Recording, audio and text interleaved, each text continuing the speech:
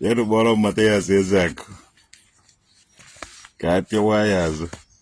Na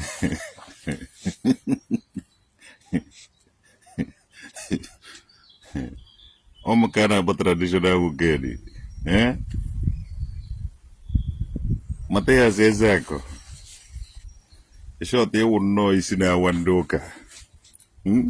Ewu ndị Enugu na-eshi ike o ndị Enugu steeti kwuru isi emu mama eshi gwara na mmadụ abụla efi na mmadụ bụrụgara efila efila awụ awụ ọkwa ndị Enugu steeti sugbo obodo wago okwere ịmagala ngwele gbachile pashila ụkwụ ọkwa disem ndị Enugu steeti kwukwara sị naka mpete na mpete na ịnaghị epete na emechi ụzọ na-apụnye ọkụ na-eburu onye oshi ndị Enugu steeti n'ofe nwasị ishie mama echi varugu na mmadụ abụla efi na mmadụ bụrụgala efila efila awụ awụ Mateus Ezako ekwechirigo ihe ọ pịawara ndị ụka azụ o merigwere na Mateus Ezako o mere onye bịara ka o zie ozi ọma onye ahụ kọwazi ya ọnụ kọcha ọnụ ma mee ihe i kwuru nna anyị kajara akaja Mateus Ezako iwu ụkwa isi n'enu darigo ndị ụka iwu ụkwa na-adawo ndị ụka iwu nkata kpugidere ndị ụka Mateus Ezako na abịara m ịtụgo ahụ ihe i mere ọ wụrụkwa ma eje m eme ya na-agwafa onye chee ka ụka ya jee kawa ụka n'ime ụlọ ụka ya Chukwumasị ọrụ udo kwuru ya sị date na onye chee ịchụ aja n'ezi na-anọ ọ baa n'ime be ya ọ kawa ya ezi na-anọ ahụ so ịkawa ịchazi ezi na-anọ ahụ ị gaa n'ime be gị chụọ dị aja na ọwụrụ ụzọ onye ọwa na-nwekọrọ tugeda ma ụzọ ndị Muslim ma ndị Christians ma ndị omenala na ndị ọdịnala si aga ekwesịghị ka a na-eprichi ebe ahụ so alaikere m ihe imere ime nke dị mma ya agwa gị na imere nke dị mma ime nke adịghị mma ya agwa gị na imere nke adịghị mma and ihe a ga-awụ sound of warning to ndị Igbo na-eje eme preaching ị na-eje agote 5:40 something ọkụba 6 o'clock 5:40 something ọwụ na ọkụ na 6 ị na-eje agụrụ ya bịa nara Jizọs onye nwe anyị nyere gị ya n'efu kwehụrụ ụnụ 5:45 ụnụ akpọta kpọrọ m ụmụazị na-erubeghị 10 years ụmụazị na-erubeghị 15 years ha bịa soro unu zigo ozi ọma unu achọghị ịma ihe unu ji emecha mara ihe by force unu achọghị ịma ihe unu nwawo ndị ụka ọmụghị onye asị ya aka n'ụka bịa obodo a bịa perichi ya ije nga a na-agwa unu ihe ọdụ unu ka unu chọrọ iweta religious war a na-eweta religious war unu ejekwere zuo ike unu na-eje aka ụka na-edistọbụ ndị mmadụ na-arahụ ụra akwụkwọ asị na ekwuru okwu a na-aga against unu nwa ekwuo sa ya kwuru okwu ugbu ahụhụ mgbe mmadụ ga-anọ be ya unu ata onye ọwụna wụ onye ojii na-eprichi sokwa na ndị nna nna anyị mere nke a ma ọ na ndị nna nna anyị mere nke ọzọ nwanne anyị ga-eti gị ihe ọsọ unu gọọmenti na-edifendị unu otu gọọmenti si edifendị ndị Fulani at the end of it anyị amarago ndị Fulani among us mara ndị na-ebutere anyị nsogbu ọkwa unu hụrụ m nwa isi awụ agbago m ọwa afụfụ unu nwawo ndị ụka tiri ndị nna nna anyị ka m nwa tiri isi were buru ọ na-anyị anyị agwara unu were nu Holy Ghost fire merie ya onweghị ibe unu menwere ibe unu ma unu evuru nsi n'aka na-eche onye unu ji edechari ya ka ọ nwụọ western ndị ibe a na-agba ya ndị chọrọ ịsavụ their slave masters anyị anaghị asavụ any slave master and unu kwepụrụ ihe unu na-eje preach ya n'ime unu ụka unu adịghị allowed in a preach in any street of Igbo land. Onye ọwụna ga-agakwa any street of Igbo land ga-preach ya ụmụ Igbo tie na onye ahụ ibe ka m fụzie ndị gọọmenti ma ọ ndị gọọmenti ga-apụta na-akwado onye ahụ. Ndị Igbo na-eje ụka respect ya n'onwe unu chee ịnụ ọgụ na-abịa obodo abịa n'ụwa ọgọ ndị a wetara unu ụka unu aka ọzụzụ na ọgbọ aghara n'ala Igbo. Ogbugbu niile a na-eketa egbu n'Imo steeti ọ ndị Igbo na-eje ụka na-eme ihe ahụ because Emeka ihe dị ọhara na-achịrị onwe ya dị ya. Fada Mbaka jevuo amụma ihe niile Fada Mbaka na-ewetara unu dị ya ọnwụ ike. Goodluck Jonathan nọ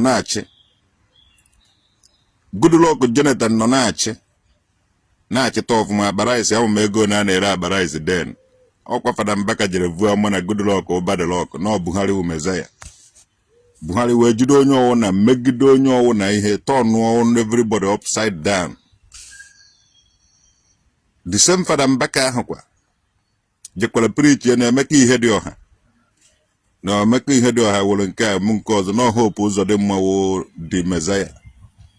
Kemgbe 2020 o betara hope ụzọ dị mma n'Imo steeti anyị na-enenezi Imo steeti enene ọsọ na-agba n'Imo steeti and Fada Mbaka abịakwana. Fada Mbaka bike preachiziri ejezi na-eme politik nọrọ na ministry base gị onwe ego ndị nwere ego tụtara ka e were na-enye ndị enweghị ego ka ha na-eri ji ọfọ na-eme ya n'ọlụgụ ka ọwụ bụsị ọwụ na iji anwa nkwukwere anyị maka politicians ma ọ bụ onwe chọrọ ịchị ọchịchị gị ikwukwe ebe ahụ anyị ga-ama gị okwute from ebe ahụ adoration ministry gị ahụ okwute ga-ada gị n'isi di ya. Ị na-ewebatara anyị ọnwụ n'ala Igbo iprichi ene Goodluck Obadilok Buhari rigoro ebe a gbuo onye ọwụ na n'ogbufọrọ anyị iprichi Emeka ibe dị ọha wụ nke ọzọ.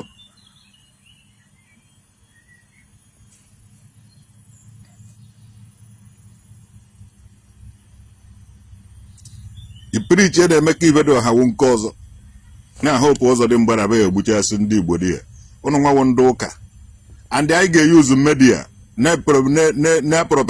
na-egosi ihe unu na-eme dị ya ka ndị ụwa wetara anyị ụka mara na ote ibe aka ona ka esi eme ya ndị be ha. Anụrụ m ka ndị na-eje preach na nke mata ya asịsị onye akwa na iko bịa be ndị ọcha ka ị mara na ụmụazị dị 16 years na-akwa iko. Bịa be ndị ọcha ka ị bụ ebe a na-amị ọnụ na-eke isi na street. Bịa be ndị ọcha ka ị bụ na ha na-akwa iko nkwari ọ ndị a wetara ụnụ ụka unu a na-akọ ọsọ ọgba aghara n'ala Igbo. Ọ dị ka unu eche na enweghị okenye ji ara izi n'ala Igbo ahụ ndị ka okenye na-ekwu ka okenye hapụrụ na ya ụmụ Igbo unu amaghịzi n'ebe chen otu a ka ndị ugwu Awụsa si na-eje evukọta ndị mmadụ na ndị ala majiri a transport ụmụazị a mụrụ na Gambia, Senegal, obodo ọwụna a na-ebubata wute trailer na n'ime Nigeria asa ala majiri ha gaa ala majiri school. Otu ahụ ka unu si eje ka ụmụazị agbụ na-eperijiri ha unu emere nke a ka unu ji eme njọ unu emere nke mata ya eze akụ ala ikere m ihe i mere and ụmụ Igbo ndị ọzọ ji etete n'ụra ka unu defend be a n'Igbo unu ji etete n'ụra ka unu follow ihe amata ya eze akụ na nna mmadụ eje ha nọbe nọpụ ya mkpụrụ amụ. Onye ọwụna wu onye ụka ọ na-eme gị n'isi nwanne ibu egbe aya ebu egbe ivuo mma aya evuo mma tọ ndụgba ukwu ego ebe ahụ unu na-eje ụka n'ala Igbo na-eje disturb ndị mmadụ na street ka ọ na-arahụ ụra. Bịa obodo a ọkụ 10 o'clock ime ka loud noise ije nga unu ejigo ụmụ nwaanyị set m up. Stephen Kamalu unu ejigo ụmụ nwaanyị set m up. Unu ji ụmụ nwaanyị eseti nwoke up ndị unu ji seti m up onye bịa ovukọrọcha ma itensi ọgbọ ọzọ you need to marry achọ ha menụ. So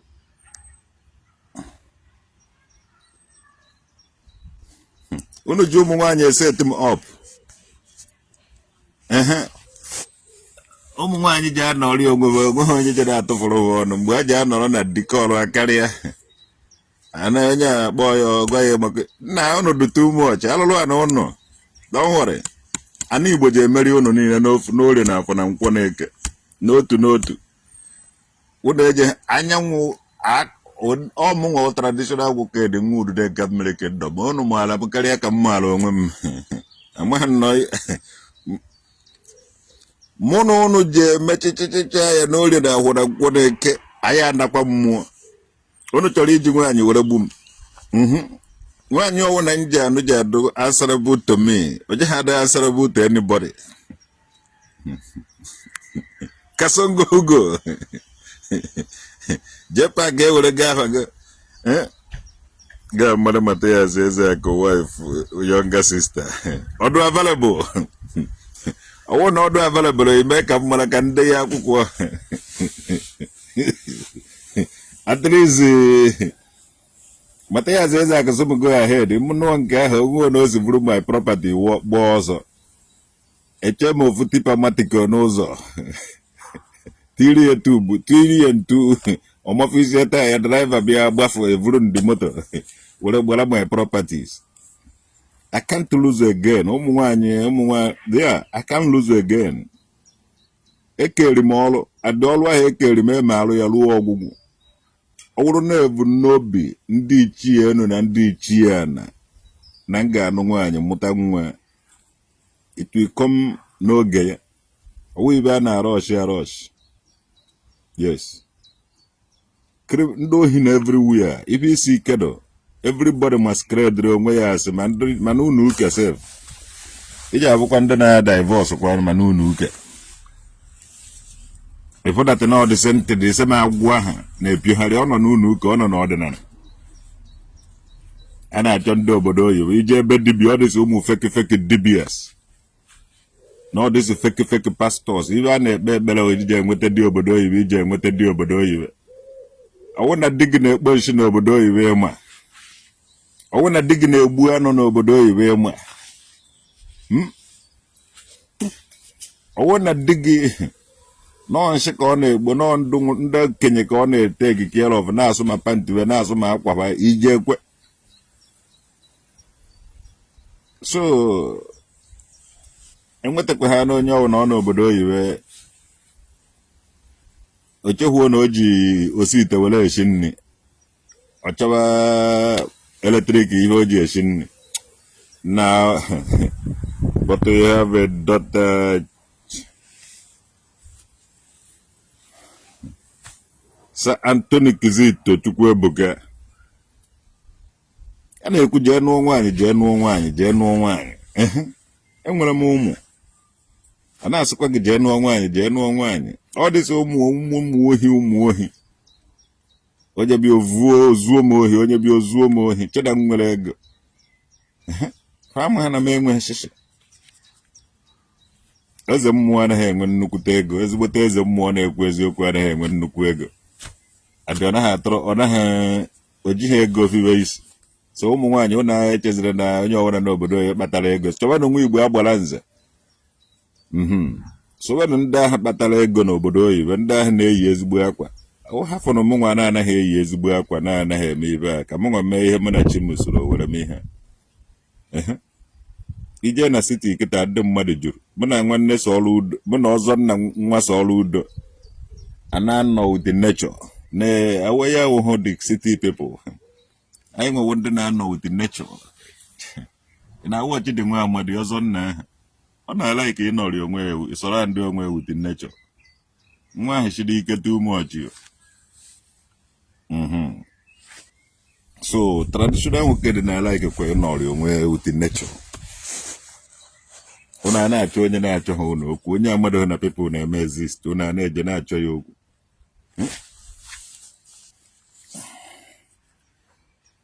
so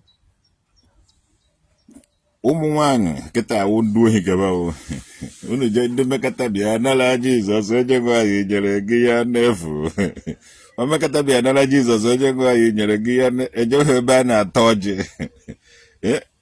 ejewe ebe a na-ata ọjị, ebe a na-aṅụ kaikai, ebe ndị dibịa na-egbu anụ. Aga okukataba anarawa ndị dibịa anụ ahụ were shibe. Anụ ahụ nwere ike lugo deti n'anya mgbe ọ nọ n'aka ndị dibịa, mana ịnata ya dibịa were nara obe gị sachasị anụ ahụ ike, isie ya ọ na-atọ gị ogwu. Ndị dibịa bidoro na-egbu anụ. Ịchọọ inweta nwaanyị, ịchọọ n'ala ụmụ nwaanyị nkwọ ntiti, lụba dibịa, maka igbu anụ ọkụ eji ha atacha asọ gị. Enwe anwa kpụtara gị ewu ma ọwa atụrụ, igbuo dete na ị gaghị atachago ya ọsọ gị. And the people chọrọ anụ. Iwejere emume Ngozi, wejere emume Ezik Don Zayom, wejere emume Bemben, wejere emume Kizito, ndị ndeje wejere emume ha. Iwejekatara ha ya ụmụnne ha fall in love with you, ma we weta edu ya ofu nwa nwaanyị mara mma ka ọ na-eje eweta anụ ahụ na nke dibịa. So when you go out of obodo oyibo not enye aka, ị naghị take care of your family. Ịma na anụ ahụ ndị dibịa na-enye your family, take them long way. Onye mere ndị dibịa ji ala gwuo ebe niile ha na-eweje anụ. Ewe dibịa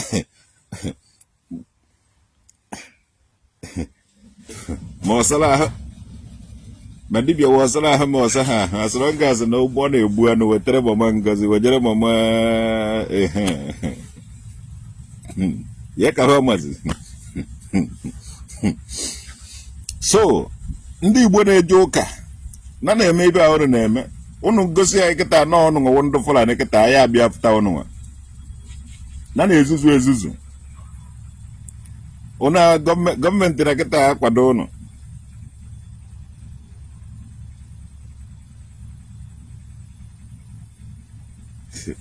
Bịa Kizito, eje m atụ gị n'udude nke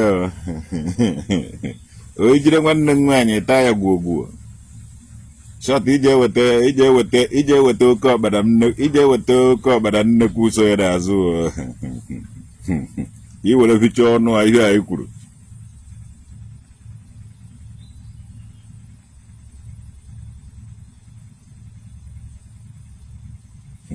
Obi bụ ndezi ona ndụ nkịrịnka n'anya ka nna awụ milonia wa nna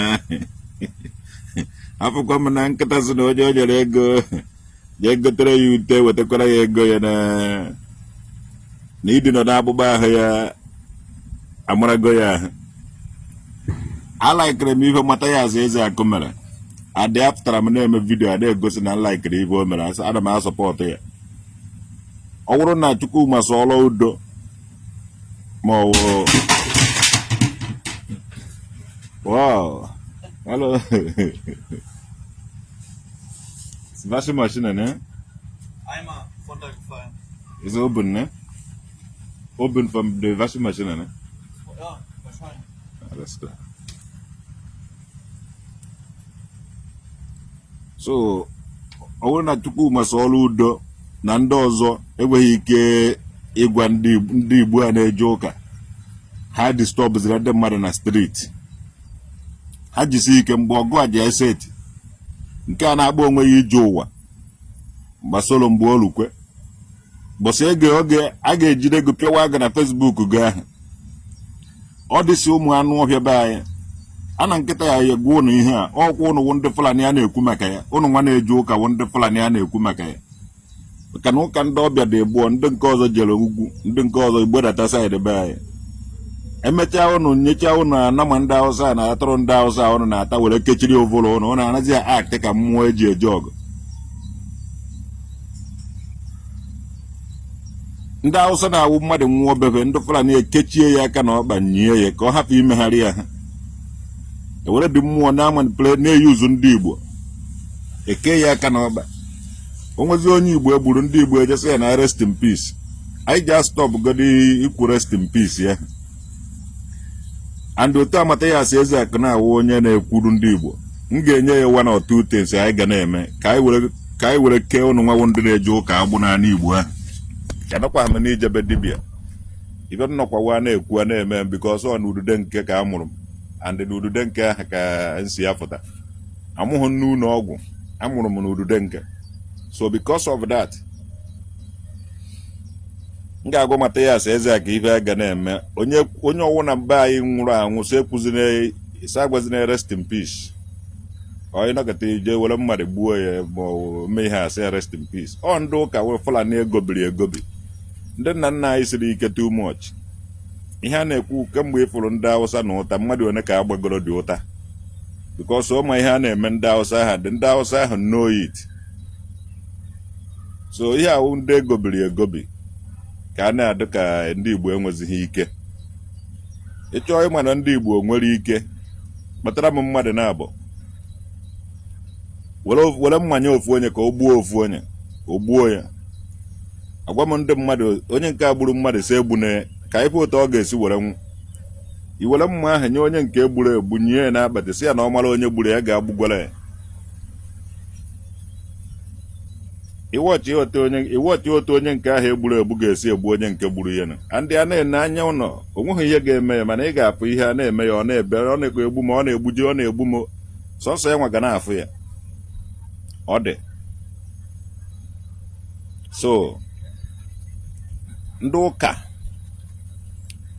alụgo mgbe anyị ga-ejiri ụnụ alụgo mgbe anyị ji apụtara ụnụ ihe niile a na-egbu n'ala Igbo ụnụ na-egbu ya. And olugo mgbe anyị ga-ebido na-agwa ha onye na-ekpa ihe mma n'ofu n'ofu onye mara onye gburu ya ga-agbugwara. Ndị Reverend Fada ndị isi ụka n'ala Igbo si egbuzina unu egbuo na enough maka unu eso ha ya asọpụrụ ana onye ọwara na-asọpụrụ ana anaghị egbu mmadụ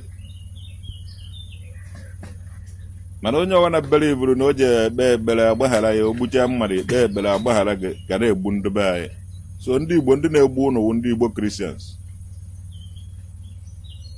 and agbọwụ na akpọrọ m ga-aza ya adị m ga-eprove ya beyond na onye m time ka m mee ya otu m si eme ya. Ozu niile ahụ egburu n'ala Igbo aka ndị ụka dị na ya ndị ụka na-egbu ha.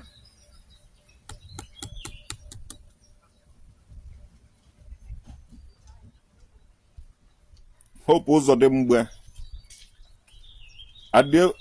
Hope ụzọ dị mgbe na ndị ụka ọ na-eje bless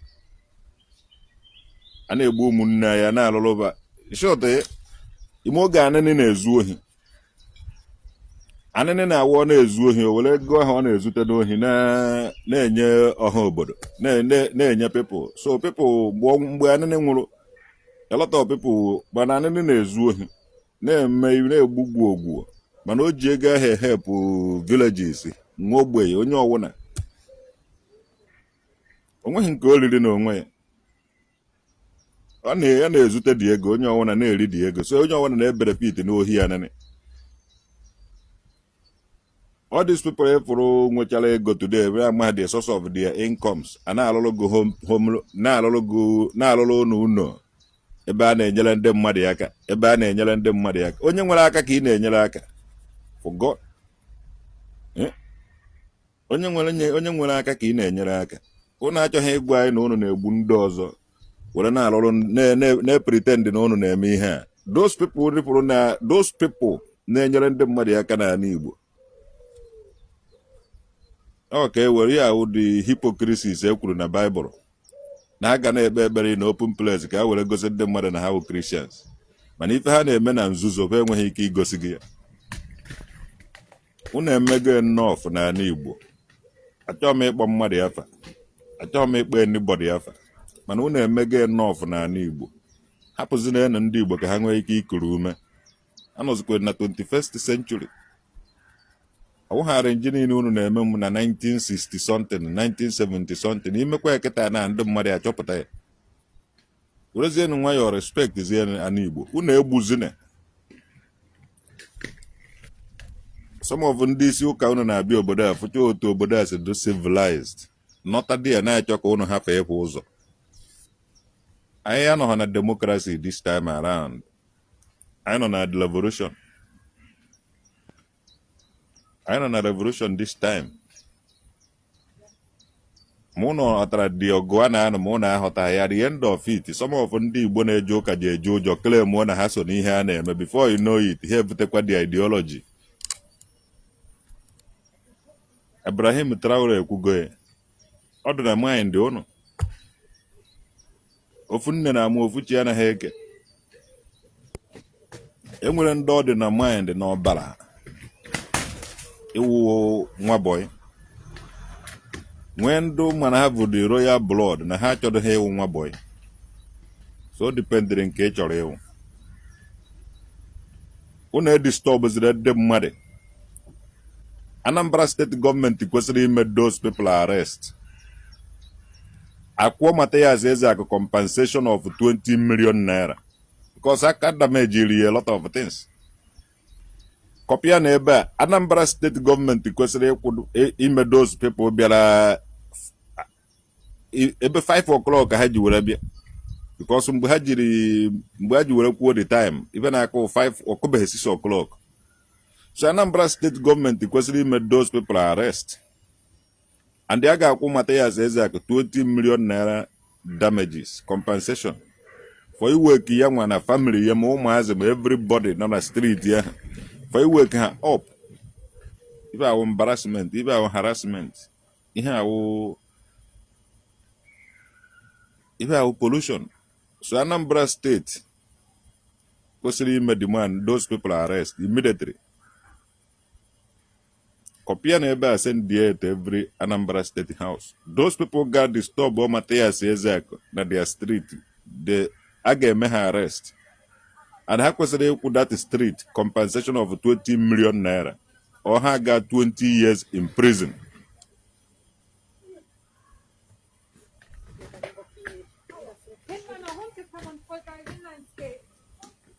So Kodiki even have to repeat kwa any street of Anambra State ma Ala Igbo. Any place one for her. Ka na store kono ha ezigbote ihe. Gba na ihe ọwụna ha ji eme those things ọkụ. I need any apology. That na aga ha continue kwa again na eme by. Oge m for that then. I pity for you people.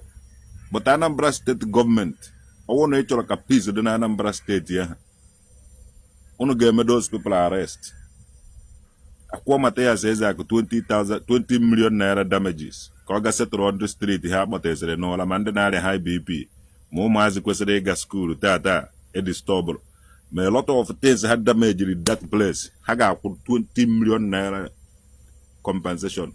Ma ha ga 20 years imprisonment. Ọmụnwa na-ekwu ya.